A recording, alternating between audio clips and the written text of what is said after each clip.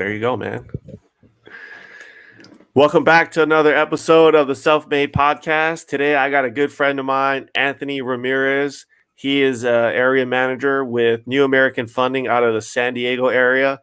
I used to always go to Anthony, and I still do to this day, for a lot of advice and bouncing ideas off of him. And he's a straight shooter, never going to bullshit me. So I think this is a good guy for us to bring onto the podcast, give some good ideas to help some loan officers out there, and just kind of catch up. So welcome to the show, Anthony. Oh, man, thanks for having me. Dude, so tell us a little bit about yourself, your background, how you got into the business. Oh, man, how I got into the business. So my best friend actually moved to San Diego, and I was moving from the Bay Area to San Diego. And the first place that he bought was a duplex, right? And there was one day I was going to school, we were going to college, and I had asked him, like, hey, bro, I know you rent the rooms out for here, but how much is your monthly payment? And he was like $1,550. And I did the math, and it's a duplex, right? So I'm like, wait a minute. There's 3 bedrooms next door. So that's 5, 5, 5, 5. I'm like, bro, you live here for free. You're making money. Yeah, we're like 23 years old, and I'm like, what the hell am I doing wrong? So I immediately bought a fourplex. Like, actually, to the back. So he got engaged that year. Yep. And he came out and he was like, bro, you got to move. So I'm like, all right. I'm driving through the neighborhood and I saw a for rent sign, and it was actually a fourplex, and the sellers wanted to sell it. So I bought this like house with 3 condos for like $325, dude, in San Diego. Wow. And within 90 days to 6 months, like, I was living there for free. Swear to God. That was my introduction to real estate. Dang. Do you still own that place today? No, I sold it for like 1.1 million, dude, in 2005. There you go. For all the people that are on the fence about buying a house, look at that. Wait, let me ask you too. So you're in the military. So did you use your VA to buy that, or did you actually put some money down? No. So I do a VA workshop with my buddy Johnny, and it's funny because my mom, she worked for Bank of America for like 37 years. Yeah. Right. And she actually had our loans done through B of A. Yep. And hindsight, we went conventional, and knowing everything I know today, I'm like, oh man, we could have just used the VA loan. Like, you paid 3 something for the place? Yeah, 3 and sold it for $1 million. There you go. The pride of home ownership for anyone that still not believing that owning is a great way to build wealth. There you go. He probably made $600,000-$700,000 right there on that. Oh yeah, easy. And what was funny was my best friend became a loan officer at the time, and he was like, "Dude, this job is so simple. We golf all day." And he rolled up in his new 5, Yeah. And I'm like, what am I doing wrong? And so that's kind of like the introduction I got into the business. What was that like? So that was what, 2003-ish, 4-ish? Yeah, 2003-ish. Yep, 4. Yeah. So you rode the wave for a little bit. Yeah, well, so here's kind of random. So obviously moving into San Diego, I didn't have like a lot of like sphere, right? Yeah. And so, but what I did know was I had by that point, I had already had 3, maybe 4 properties. I think by that point, look, I was living for free, so I'm just like banking checks and put my wife through college and that type of stuff. And so, because I had purchased so many properties and he was my loan officer, I figured, I'm like, dude, this can't be that hard, right? I mean, and then I had the experience of another friend of mine who was a loan officer, and I was going to try and do a refinance, and he just basically handed me the old school application. Yeah. And I'm sitting there filling it out, and I was like, dude, you're just filling in the blanks, bro. Like, you know what I mean? It finally hit me, Yeah.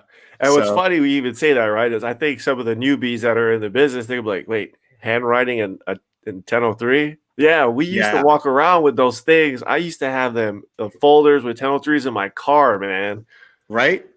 So afterwards, then you're like I'm a loan officer now. Great. Yep. What do I do? So my first seminar, during like my first like month in the business, I go to a Todd Duncan seminar. So go Todd.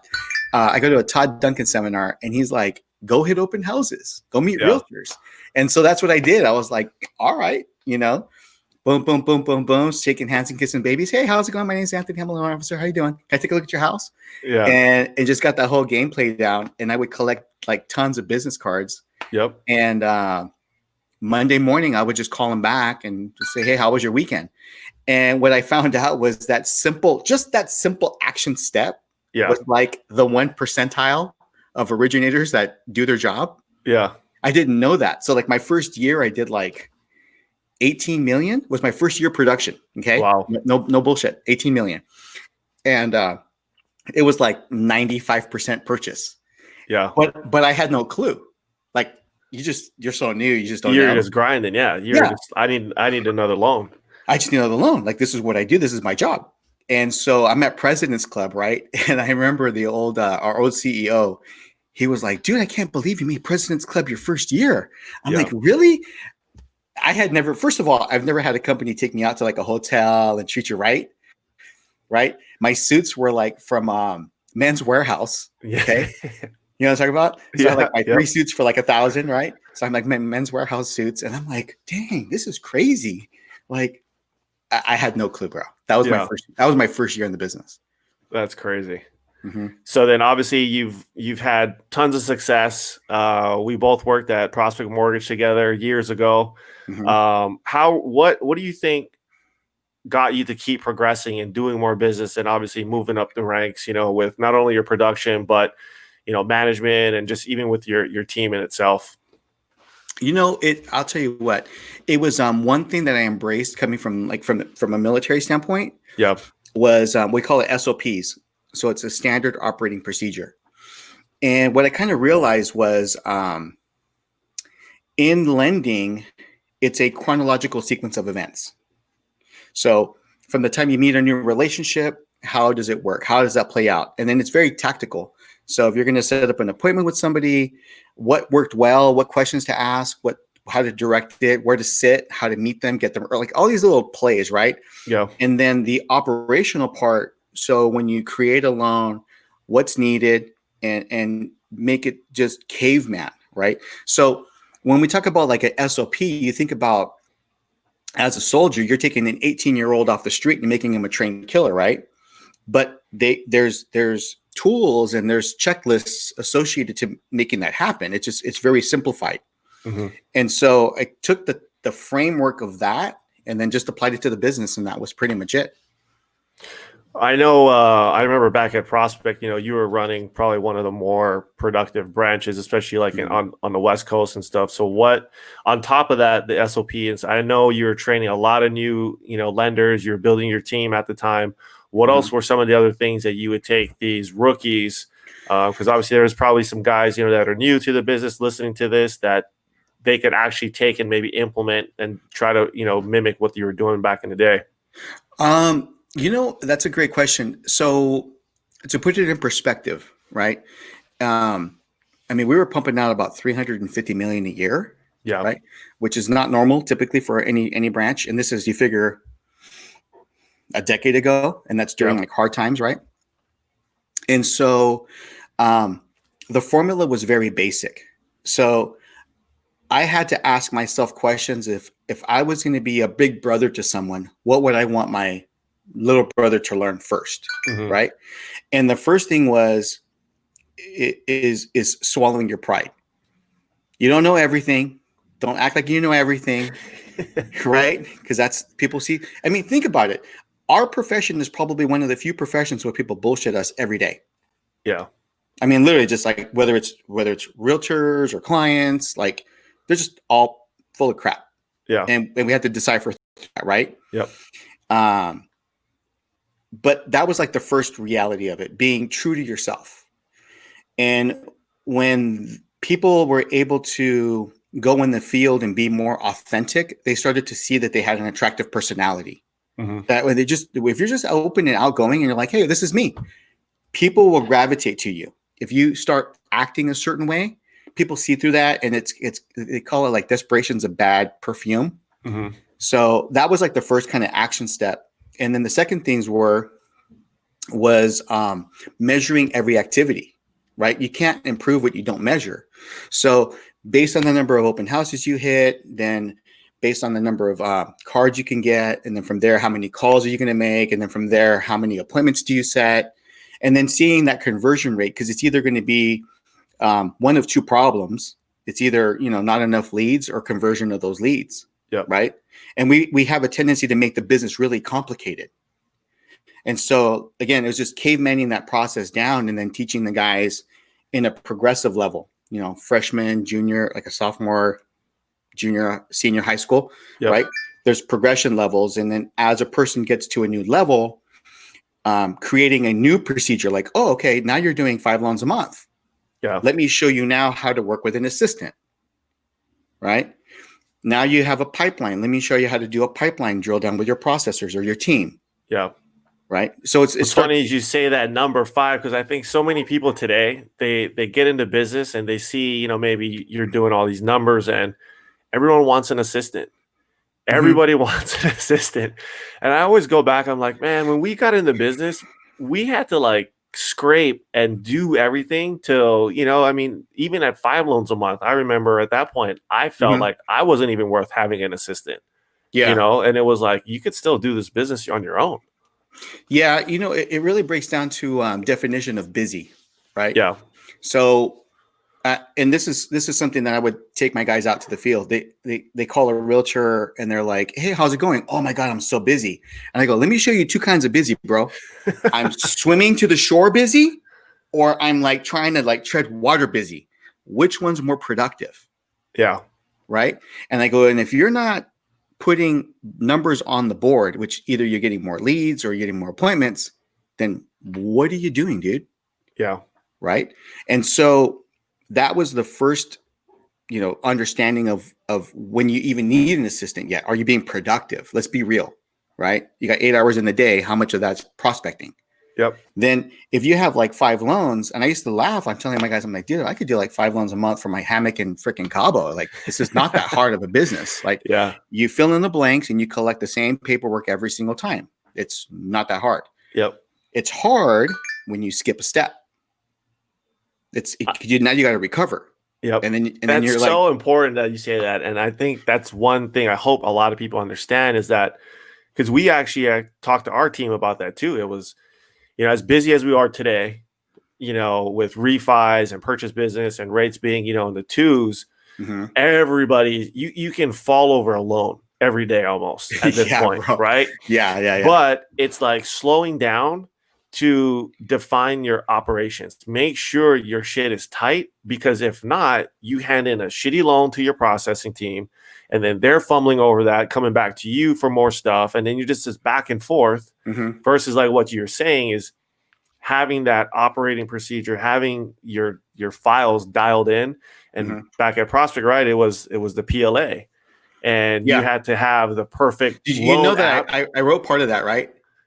Dude, I live by that thing, and even like the stacking sheets, right? Of like, okay, this is what goes into this section. This is what goes into this section. You literally follow that, and the loan would just go through.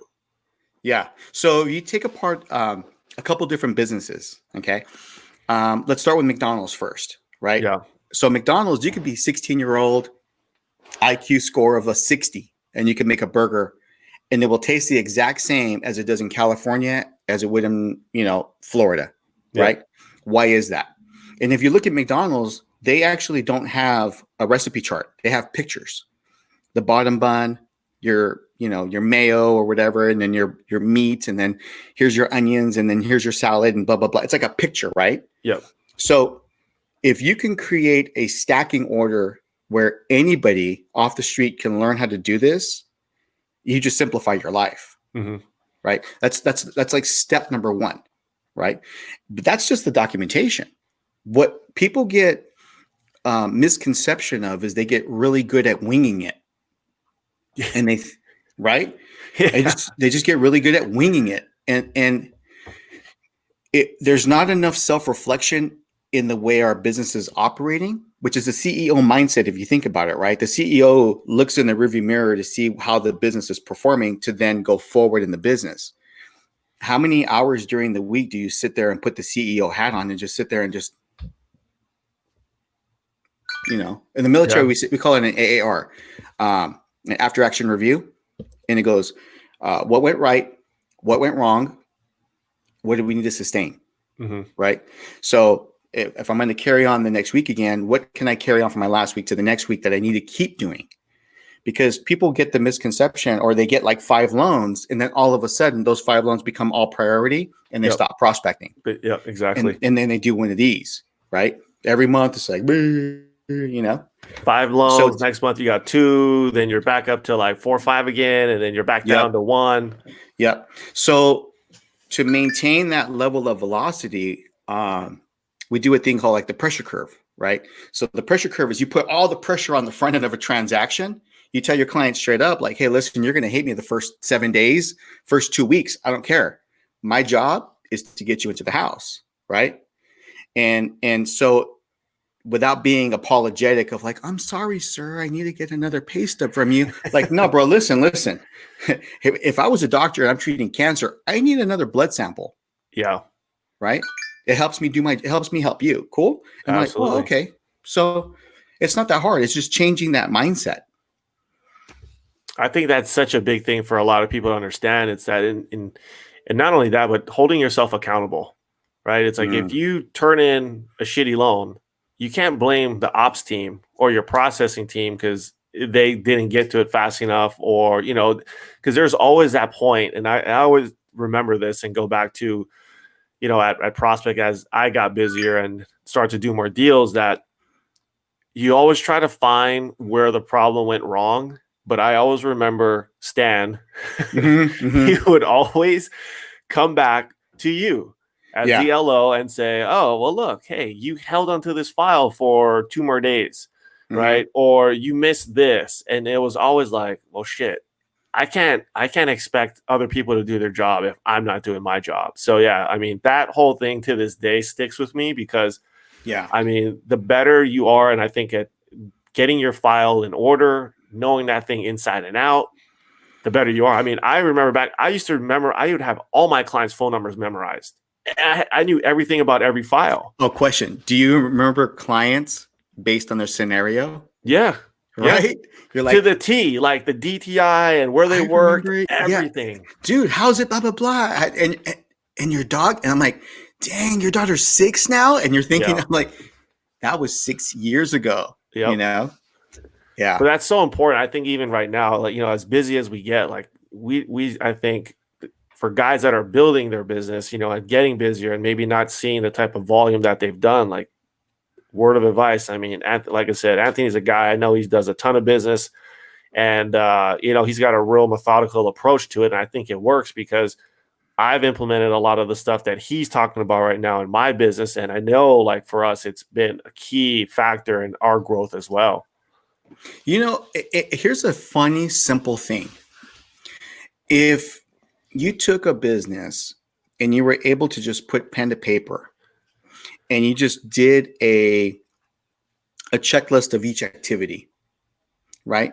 You can always go back and edit it. Doesn't need to be perfect. But if you just said, okay, even as a realtor, how do I hold effective open houses? Like, how do I hold effective? It's like asking me, how do I make a pizza, right? It'd be different from what you make, but this is how I make a pizza and what works for me. Yeah. And jotting that down in just a piece of paper. It's a playbook, right? And it goes for managers too. It's like, how do I hire employees? What are things that I need to go over? And the only reason I get added to that is because somewhere along the line I got burnt, and I got to make sure that I don't hit that speed bump again. Yep. Right. And that's where the biggest shift in our business is putting on that CEO hat. I mean, if you think that we typically have 3 hats we carry, right? We got our underwriting hat, we got our sales guy hat, and then we got our pipeline management hat, right? So this is part of production. Well, the 4th hat's the CEO hat, right? And so if I was going to say, okay, Sean, I'm going to take you from Vegas and I'm going to move you to San Diego, what action steps would you need to take to get that business starting again? Right. And sometimes when you find yourself off track, when you find your production dropping down somewhere, you go back to your original playbook and you're like, oh, okay, that's how I do that. Right. Whether it's an office takedown, working with a team, or looking for a new agent, right? Like, what's your standard? If I ask an LO when I bring them on, like, hey, what's your ideal agent look like? Yeah. Oh, well, like, no, dude, like, have a standard. Yeah. How can you identify your target if you don't even know your target? Yep. Right. And it's crazy because people don't know how to say no.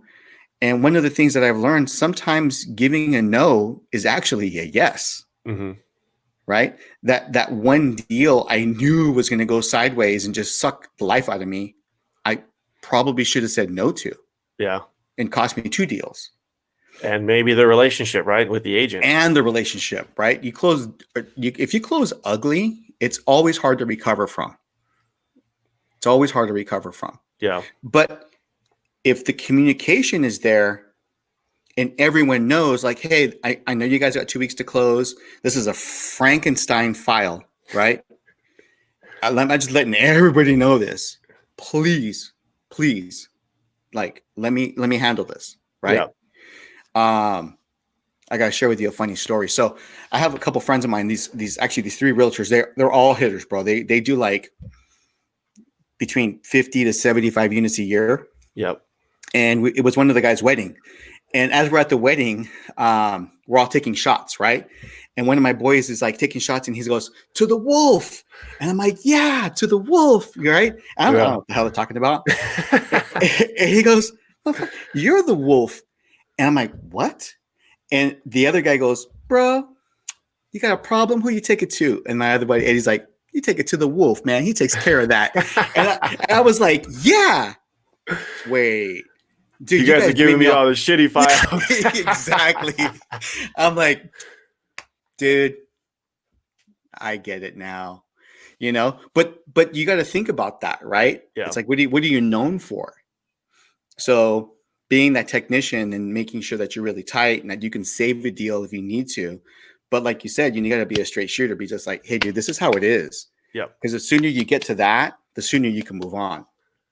So I know one of the things I always kind of struggled with before was, you start building this network of agents. Mm-hmm. And at what point do you kind of classify them, as like maybe an A group that you're really like staying in touch with, and then like a B group or a C group? Like, how does that look for you? Or is that something that you tell, your team to kind of organize their agents by? Absolutely. So this is like taking inventory of your stock, right? So you got, I'll give you 2 different things that I break down. So A, B's, and C's. Okay. Your C's are people that you need to know or you need to connect with. Just think of it like C, I need to connect with. Your B's, you're getting some transactions, but not all of them. Okay. Those are your B's. That's how you grade your relationship. Your A's, they won't do a deal without you looking at it. That's an A.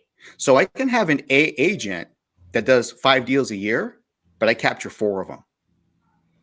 Think about that. How's that person? So you're not really worried about the quantity. It's just if that loyalty is there, then that's the A guy. That's my A guy. Because if you think about it, typically those kind of agents are also lower maintenance. True. Right? Because you have the quadrant. You can have high maintenance, high producing, high maintenance, low producing, right? Or I can call it revenue. Okay. Right? You can have low maintenance, high revenue, or low maintenance, low revenue. Take your pick, whichever quadrant you want to be in. Yeah. Right. Pretty basic.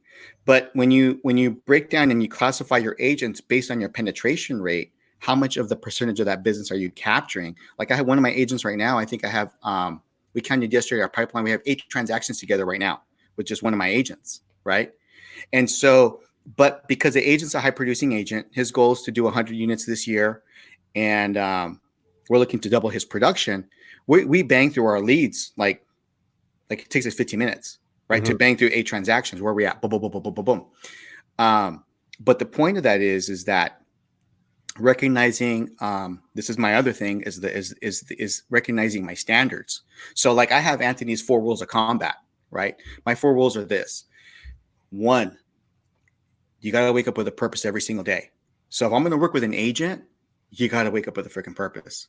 If you don't have that, I can't give it to you. We can talk about goals and everything else, but if you're not hungry, sorry, I'm not the guy, right? Number 2, recognize the value and concept of a partnership, right? There's so many agents that are out there that look at us as like a vendor relationship. And what it should be is not 1 + 1 is 2. It's like 3 × 3 is 9, right? Yeah. This is a synergistic relationship that creates catalyst for more business. And it's We not just complement each paying for other. the leads. Not paying for the leads, bro. They see that, dude, if I give it to him, that's money, right? Bet your paycheck on me. I'm good, right? That's my second thing. My third thing, which is kind of hard to identify sometimes, is that change is always necessary. The market today is different than it was 90 days ago. With COVID, especially, right? So you have agents that majority of their business came from open houses. Yeah. They're struggling. And if they can't transition to an online lead generation business, then they're going to be dinosaurs. I mean, ask an REO agent, right? Ask a short sale specialist.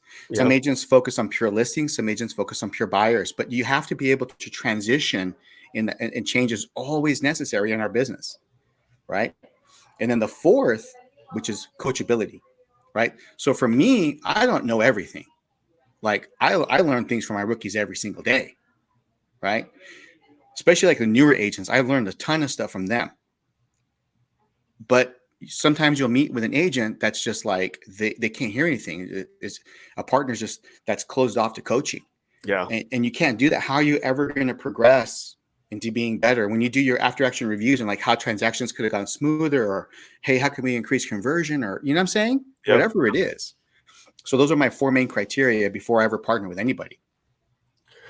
So I know, when sometimes having those conversations with the agents, I like to hold them accountable to that, right? And really finding out, hey, like where do you see your business going? Like what's in for you, right? Because if you tell me you want to do 100 deals a year, but what's all the other activities that you're doing to get there? I find a lot of them don't really have that dialed in. Of course So, not. so are you like drafting a plan for these guys to be like, look, this is some of the things you need to be doing, or you kind of leave it up to them and say, well, let's reconvene in a week and see what you come up with? What we'll talk about is first if they're happy. Like what is happiness to them? Mm-hmm. Because sometimes and don't get me wrong, like even as realtors, we can impose our belief system onto someone else, right? So it's really critical to really understand what is it that they want at the end of the day. It may not necessarily be more units. Right. It may be more time with their family. Family. Yeah. Yeah. Right. It may be working more efficiently. You just don't know what it is yet. Right. So that's really the first kind of thing. And the reason I say that is because we've been in situations sometimes where clients are like, let me ask the borrower or let me ask the client if I can give them, their number. I'm like, just give me their number. Yeah. Dude, I got the baddest guy on the block. You want a loan? He'll close you in 21 days on the VA all day. Yeah. Like, dude, he'll break it down for you. Right. Different mindset. So that's part of when you sit down with an agent to find out what really drives them. Because at that point, as a good partnership, we're just the reminder, right? And the reason I say this is because how many of us want to get down to like a 6% body fat? Yeah. If you're a dude working out and you were there once before, you'd love to get there again. Right? We all love to be fit. Like, Yeah. Everyone would love to be fit, but you got to work out. What comes along with that? You got to eat healthy. You got to eat healthy. You got to meal prep. You got to work out twice a day. You got to do all these different activities, right? The sacrifice that it takes to get to that point, a lot of people aren't willing to take that sacrifice. Right. Right. And I think they always focus on like that end goal, right? Of like, I mean, I've sat with agents that are like, oh, I want to do $1 million in like commissions. And I'm like, what did you make last year? You made like 150. Like, bro, Yeah. Like, you know what I mean? Like, but I don't really care about the end goal so much because I feel like it's easy to say and talk about, I want to close, all this business, but the day-to-day stuff, which to me is what really matters, right? Going off of what you say, and I truly believe that too. It's like, what are you going to do? Yeah. Like, what are all the activities, the open houses? Like, are you spending money on marketing? Are you doing social media? Like, what are you doing to get to that point? And I think they overlook that. We can always hit them with a ball peen hammer, right? Like, Yeah. dude, boom, what are you doing? Like, I'm the lone fairy, pow, right? but what I've experienced is reverse engineering that, right? Because if you take it to the very end result and say, okay, all right, what does $1 million look like? Like, what does it take to get to 1 million? Yeah. And you take them down. And this is a good questions to ask as a good business partner, right? So, okay, what's your average transaction size? They don't know 400, that. 300, 200? Yeah, let's just start there. Because, you know, we all know from the lending standpoint, when you're dealing with an engineer, like they're going to be critical on numbers. If you're dealing with somebody who's like an attorney, they're going to be all skeptical of documentation. We all kind of know the stereotypes, right? But when you start breaking down how a realtor gets their business, it changes the dynamics of the relationship, right? Mm-hmm. Somebody who prospects, oh, my average is $1 million. Oh, okay. I know the clientele you're working with, right? So it's really breaking that down first. What's your average transaction amount? Then you say, okay, what's your average commission? And then do some basic math. That's all it is. Yep. So, okay, if you make $10,000 a deal and you want to make $1 million a year, well, damn, that's like 100 transactions, bro. Yeah. And they're like, really? Okay, how many does that make down? How many does that break down a month? Well, that's going to be 8 a month. Well, if you're going to do 8 a month, well, how many people do you talk to, or how many leads do you need to get to that one deal? So, like I said, the agent I have a bunch of transactions with, we went through our pipeline yesterday. We have maybe I don't know, 20 leads to follow up with still. We got about six, 7 that are butts and cars shopping, Yep. right?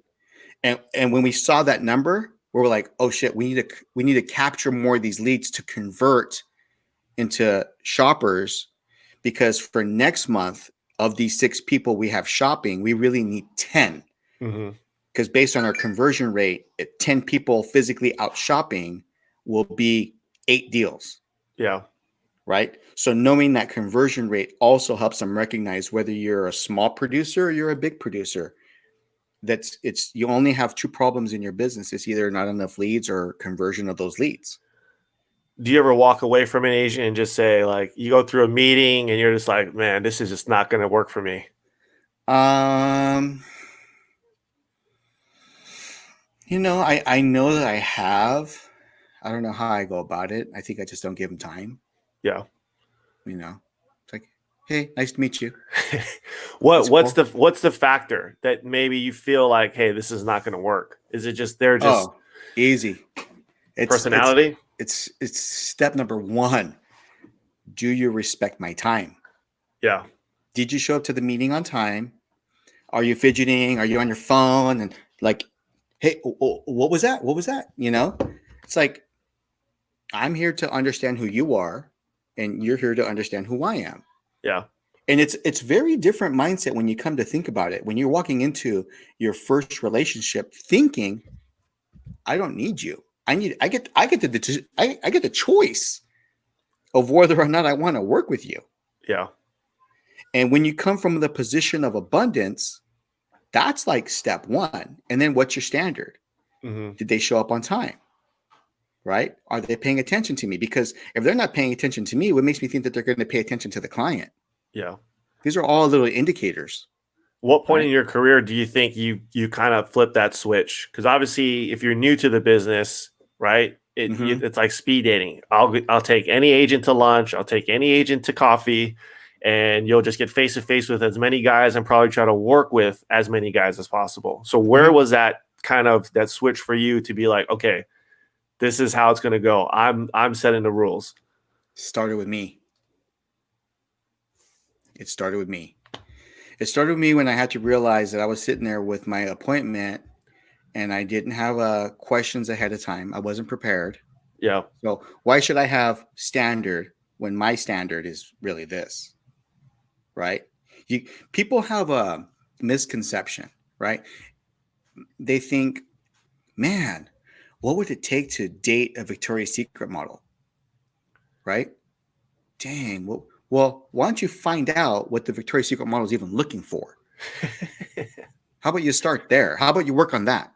Yeah. Right? Fat body, whatever your situation is, right? So how about you work on that first? And then the second thing is like, what you think they would want is not what you should become. Ask what's important to them first, right? What's important? Mm-hmm. So what's important for you working with a lender? What are your 3 most critical things you think are important with a lender? I guarantee you question item number 1 is going to be communication. Yeah. Number 2 is probably going to be responsiveness, right? Yep. Because again, responsiveness is just a byproduct of availability, right? People have to believe you're worth waiting for, right?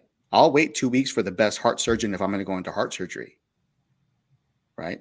So it depends on what that's it. It's understanding that first. Mm-hmm. But if you don't go into a meeting with pre-designed questions, then how can you expect to have pre-designed results? Mm-hmm. Right? It's just a game. If you think about it like this, it's just a game of charades, right? You ever play that game with your daughter? You ever put like the Yeah. headbands, Yeah. right? And you get like you're guessing, do I have 4 legs? Is it an animal? Am I a fish? Right? Oh, do I swim in the ocean? And you're asking those questions to figure out who they are. But do you have those types of questions laid out for your next business partner? Mm-hmm. Right? We spend more time analyzing the next car we're going to buy versus the person who's going to pay for that car for you. True. True. Or vacation too, right? Trying to figure out where you're gonna go. Yeah, you're posting shit on your Instagram and your Pinterest, right? But do you have a Pinterest page for your ideal partner? Yeah. Crazy, right? Do you think a lot of agents struggle with that partnership, and maybe their definition of the partnership is, hey, Anthony, I want you to pay for my leads. If you're not going to pay for my leads, then I'm going to go somewhere else. Is it any different than dating? Well, it depends what you're looking for. Think about that. Is it any different than dating? If you're going to go on a date, hey, can I order that lobster? Hey, where are you taking me? Yeah. Hey, what's going on? How's the relationship starting out of the gate? Yeah. It's no different, right? Yeah. So you can always take it 2 different ways. So if you think about it, again, this is a playbook, right? So if you're dating, you get to dictate. Like one of my favorite things that, I used to work with Jocko, right? So at Prospect. And so I learned a lot of things from Jocko. One of them was extreme ownership. That's where Stan used to get you at, was extreme ownership, right? Oh, yeah. So one of the things I learned from him was that he had a saying. He said, the situation doesn't dictate, I dictate the situation, which is, again, taking that ownership, right? So if your first meeting is going to be about, paying for leads, and that's what you're going to start with, then you're going to go down that rabbit hole. No different than if your first date is going to be at, the fanciest restaurant in town. Yeah. You're setting yourself up for that. First date's a first date. This is a get to know you, get to know me. Let's figure how this is going to even function before I even invest any money in you. Yeah. Right? That's where it starts. So let's say you get past the first date, and maybe for like a newer agent, right? And that's the pitch from the broker. Hey, will you pay for these leads? We want to work with you, but you need to cover the CRM costs. And if not, we're going to go somewhere else. Would you tell that newbie, like, take a risk, or would you say that's just not the relationship? It's still a drill down. What about purchasing the leads is important to you? Yeah. Well, let's say it checks all the boxes, and that's like their hard stop. Like, this is it. This or nothing. No, it's still, I would still challenge that every single time. Yeah. Because so let's say an agent does come at you and says, hey, I want you to pay $500 a month for my marketing. Yep.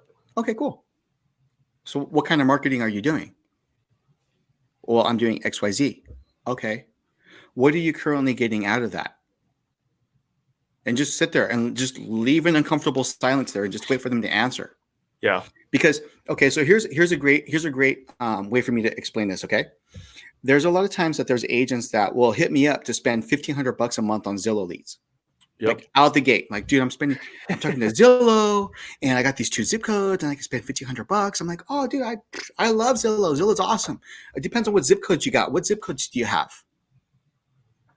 Oh, well, blah, blah, blah, blah, blah. Have you worked with Zillow before?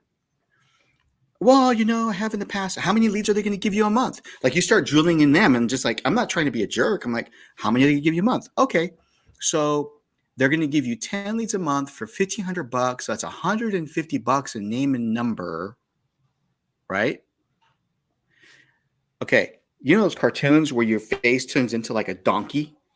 You know what I'm talking about? That's where you put the donkey face on. If I gave you $150 to go spend and find a new partner, the $150 will go to your fancy lunch. How many more realtor partnerships could you get?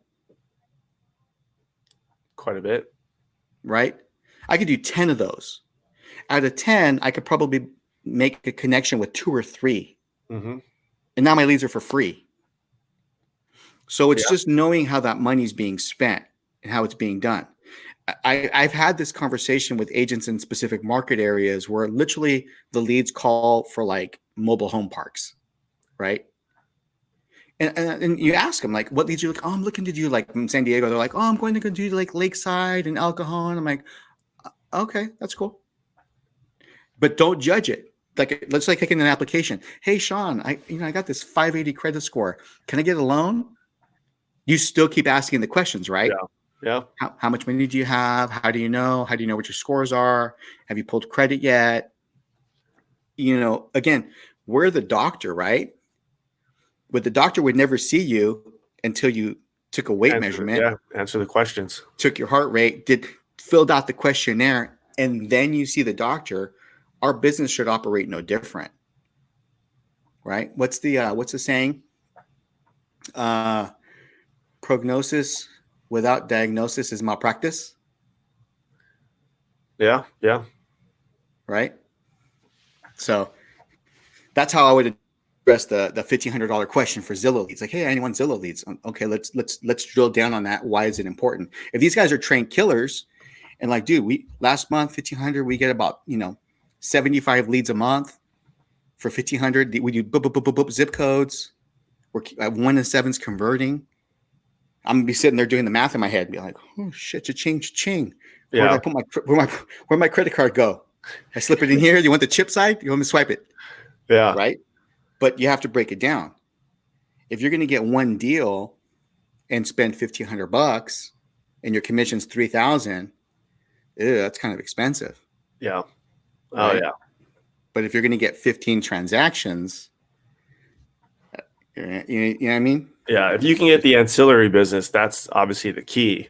But like you said, I mean, to me, you still have to have that partnership regardless, right? Because if the team leader isn't like you're the lender and they've got a team of 10 agents, I mean, the 10 agents, what do they collectively do as a team? Well, here's a quick question though. How are they going to refer you? Yeah, they may not even use you. They have their own guys they're working with. Just because they're on the team doesn't mean they're going to use you. This is no different than any relationship, right? So you stop and you think, if you're the sugar daddy, how is she referring you to her friends? Right? Oh man, that's fun. Yeah. Right? I got this dude. He pays for all my shit. Mm-hmm. Well, yeah, let me Girl, you don't even know. What's funny is and the reason why we're going down this, I've actually recently had an agent ask me to pay for their stuff, and I kind of flipped it on them and I said, well, instead of me paying for your leads, how about I generate some of my own business, which I'm going to, and I give you a referral. The referral is going to far outweigh my monthly expenditure that you're asking me to cover. In fact, it'll probably cover 5 months worth. And let's try to work together. And they're like, no, we're going to go somewhere else. Let me give you a good one. I call this the Rumpelstiltskin. This is the Rumpelstiltskin technique. You ever see Ocean's 11? How they have like the techniques for like the different break-ins? Yeah. Right. I call this one the Rumpelstiltskin. So what you do is take anywhere from like the 3 to 6 months of the names and numbers of nobody that's returning their phone call. Yeah. Just get their garbage circular file leads. Bang out calls on all those leads. First of all, you'll probably get anywhere between like 50 to 100 if they're worth their weight. If the agent is worth their weight. If the agent gives you like 5 names and numbers over like the last 90 days, you're done. Right. Like, what's the point? what's the point? I can give you all leads, but if you can't convert, then this is a waste for both of us. Exactly. So that's my first. So the Rumpelstiltskin, you know what Rumpelstiltskin is, right? He turns straw into gold. Yeah. Right. So you take these junk leads, just bang them out. Boom, boom, boom, You boom, just boom, gotta boom, boom. find one. Just gotta find one. It's gotta find one. If my conversion rate on junk leads is 10-1, shit, I make 100 phone calls. I got 10 deals right there. Bam. Yeah. Take And that you didn't one. have to pay for anything. Nothing. Nothing. I'm looking like a champ. Oh, Rumpelstiltskin. trust me, I'm gonna call this agent in 90 days. I'm gonna be like, hey, did you guys close anything yet? No, you have to even do that.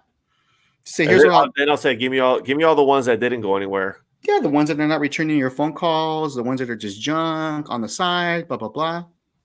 Spend a Saturday, just rip out 2-3 hours of calls, capture one, see at the appointment, boom, boom, and then hand it back on a silver platter.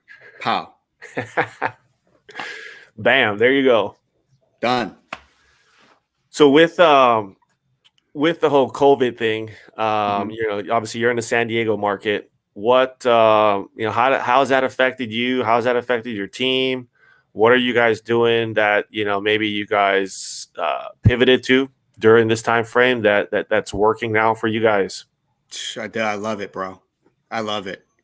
There's things now that, like I said, recognizing change is necessary, right? So you're talking about like a 20-year guy in the business. My agent's also been in the business a long time.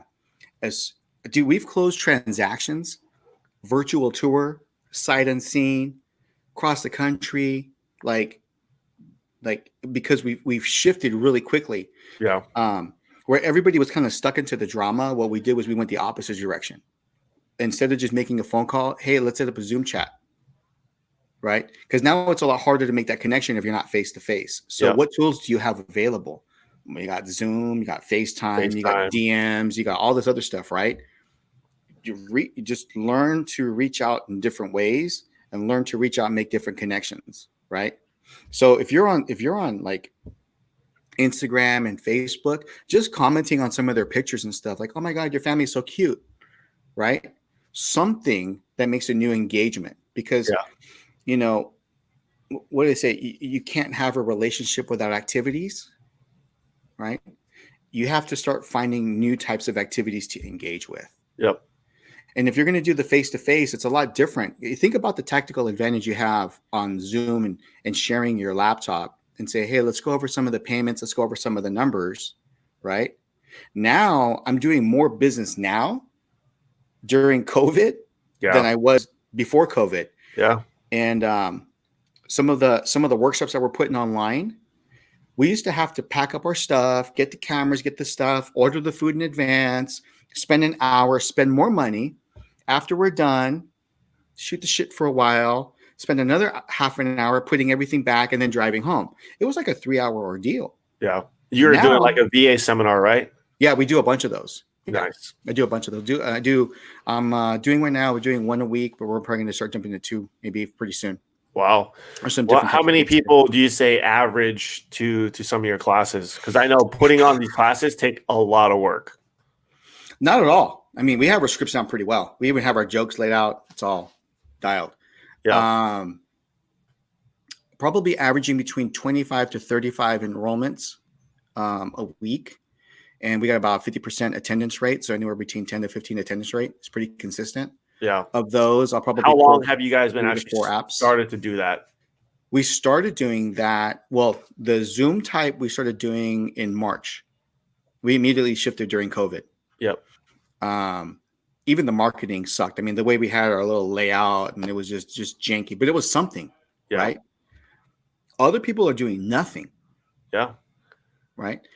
So then we just threw it out there, and then as we kind of flow through, changed up our flow. And again, when we came up with the premise of what are we going to talk about, and it came from the standpoint of, if I was going to teach somebody new, or if I was going to have a relative do a purchase right now, what are things that they need to know, right? So, hey, bro, you just got out of the military. Let me explain to you a couple of things that you need to do right now. Or you're in transition.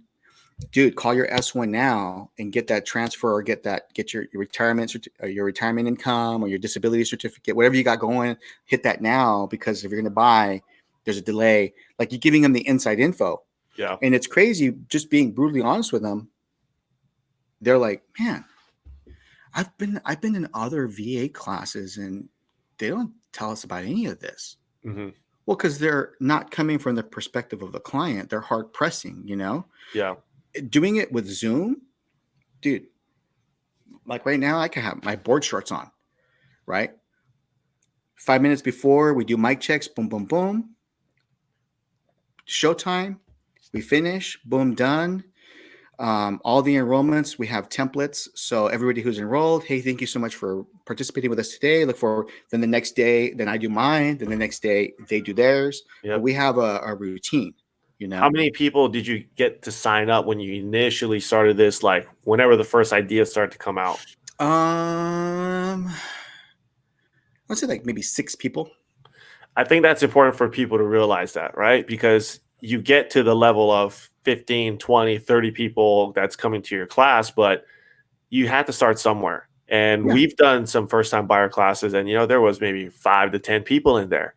Mhm. But for some people, I think they might try that and think, oh, well, this isn't worth it. It's not worth the time. But if you don't get better at what you do, change the way you're marketing, however it is to get people to show up, you'll never get to the point of 20, 30, 40 people showing up to a class, right? Yeah. I mean, dude, your business is a train, right? A train doesn't just take off. It needs to get that momentum and chug, chug, chug, chug, chug, chug, and the consistency. Because the worst thing you can do is start that momentum and then stop. Yeah. Because then you have to go all over again, and you're fatigued, and you know what I'm saying? So it's maintaining that consistency. And once you have that consistency and your routines down, it's amazing how much faster and efficient it becomes. It just becomes part of the routine. Oh shoot, I gotta jump on my thing, boom, boom. I got 10 minutes. I'm on my thing. Boom, boom, boom, boom, boom. Knock it out. Done. Yep. Go back, like literally like 7:15. Like actually, as we're doing it, I'll be responding to some people and engaging and asking questions and stuff. And I'm constantly looking at my timeline. Are we hitting our timeline? So, my boy has maybe the first 10 minutes, then I jump in, then he jumps in, then I jump in, and I'm looking at that clock. I'm like 6:45. We're tracking. Yeah. Good to go. Good to go. Right. And people are engaging and stuff.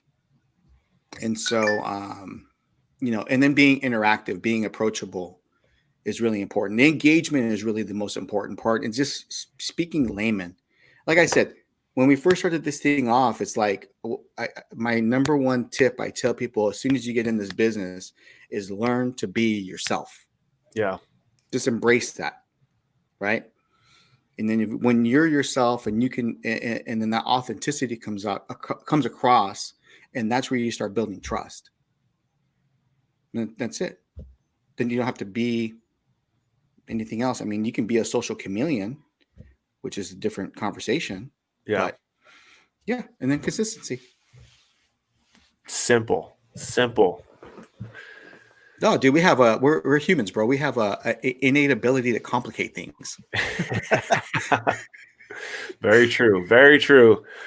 Well, man, dude, Anthony, as always, I always enjoy talking to you, man, listening to your words of wisdom. And I hope everyone that's listening to this, you guys got some good feedback, some good notes to implement and try to, either implement some of these things that he's doing or take a serious look at yourself. What can you improve on? What can you get better at to start doing more business?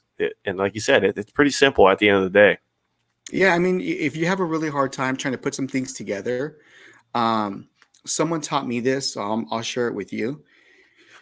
Look at the way other businesses operate, whether it's a doctor's office, whether it's an attorney, right? They all have fundamental similarities. They all do, even from the job description for the assistant, right? Think about that. And as your business grows and you're a one-man show, well, you're wearing all the hats. Yeah. Right. But the more you document, the more you create checklists for yourself, like the hamburger, right? The more you create that, then you can peel off those non-income producing activities to someone else. And you don't need a full-time assistant. You can use Fiverr for some things, marketing flyers or whatever. But until you have that recipe written out, then you can delegate that non-income producing task out. So if you have a hard time, just stop and analyze the business, right? Start taking inventory. Yeah. What are you doing? And then you can start outsourcing that stuff. Absolutely. Go visit the doctor and pay attention to the stages that you're physically going through while you're there. You have a greeter, right? That's the person of first impression. They're going to give you a checklist of things that they need to know about you. If anything's changed, anything they need to be aware of, right? Copy the insurance card, do all that insurance card, all the basic stuff, right? Then they see you. When they see you, they're going to go through the action steps of taking your pulse, your weight, your, things like that, right? Your blood pressure. Mm-hmm. As you're going through this process, then when the doctor comes and sees you, how do you feel, right? The question would be, how would you feel walking into a doctor's office not having done those things, right? He's totally like, different. Even if 10 people are in the waiting room with COVID, he's still going to go through the questions and ask you, even knowing you probably have it, right? The process doesn't change. The process doesn't change, right? That's how a business should be laid out from the very beginning, from the day you start in real estate, period. Realtor or lender, doesn't matter. Boom. There you go. And that's how we're going to end it. Well, Anthony, dude, thank you again, brother. I appreciate it. Thanks to everyone that's listening. Obviously, the guys that are subscribing, download it. We appreciate it. Drop some comments for us so we know what you guys are liking and obviously what other content we can keep bringing. And until the next one, we're signing off. Thank you.